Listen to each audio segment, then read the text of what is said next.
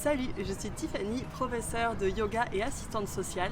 Je suis vraiment intéressée et fascinée par le corps humain, sur sa complexité, mais aussi sur le miracle que le corps peut être. En tant qu'assistante sociale, j'ai travaillé et je travaille avec des personnes qui ont rencontré des difficultés dans leur vie, qui ont été confrontées à des événements assez traumatisants. Et donc c'est de façon naturelle que je me suis formée au yoga sensible au trauma. Je t'explique en quoi ça consiste.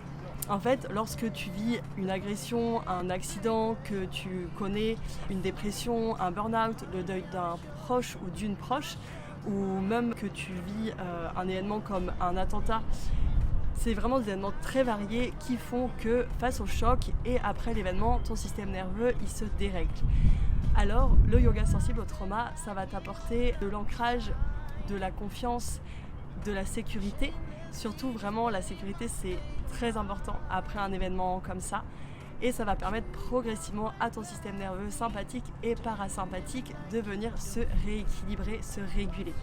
Pour construire un cours, je me base vraiment sur ton vécu et sur ce que tu as envie de faire pour répondre au mieux à tes besoins. Concrètement, dans la pratique, je vais t'accompagner dans des outils d'autorégulation, de libération émotionnelle, des exercices d'ancrage, des postures bien sûr et de la respiration. Si tu souffres de problèmes pour dormir, des difficultés au niveau de ta digestion, que tu ressens beaucoup de stress, d'angoisse ou que peut-être tu manques de confiance en toi, c'est peut-être des maux dus à des expériences traumatiques que tu as pu avoir en tant qu'enfant ou dans ta vie d'adulte. Alors si tu veux expérimenter, tester, voir qu'est-ce que le yoga sensible au trauma peut t'apporter, je te propose de tester un cours, une pratique avec moi chez Yoga in the City. C'est vraiment une pratique qui est accessible à tous et à toutes. Dans la pratique de yoga sensible au trauma, on va vraiment mettre l'accent sur les ressentis, sur qu'est-ce qu'on sent dans son corps, comment on se sent et qu'est-ce que les postures, les exercices de respiration viennent nous apporter, mais on va pas forcément aller très loin dans les postures, donc c'est vraiment accessible. Au niveau du matériel, ici on fournit les tapis, donc tu n'as pas besoin d'emmener un tapis. La seule chose qui peut être intéressante d'emmener, c'est un plaid ou une écharpe, quelque chose comme ça pour mettre sur toi. C'est un accessoire qu'on utilise beaucoup dans les pratiques.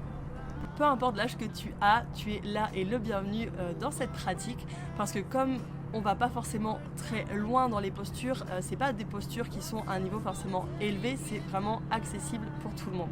Alors cette pratique s'appelle du yoga sensible au trauma parce que on est sensible au trauma lorsqu'on fait ça, c'est-à-dire que si on a vécu un événement traumatisant, on va vraiment se rendre compte rapidement des bienfaits sur le tapis et en dehors du tapis, mais si tu n'as pas vécu d'événement traumatisant ou que tu penses ne pas en avoir vécu, c'est quand même une pratique qui va te servir parce que dans la vie en fait on est beaucoup confronté quand même aujourd'hui à beaucoup de stress, on est tout le temps dans l'action, toujours dans le faire, donc cette pratique elle va vraiment te permettre de te poser, de respirer, de t'observer en fait, de voir peut-être quels sont les besoins de mon corps, comment est-ce que je me sens en ce moment. Donc vraiment cette pratique elle est ouverte à tout le monde.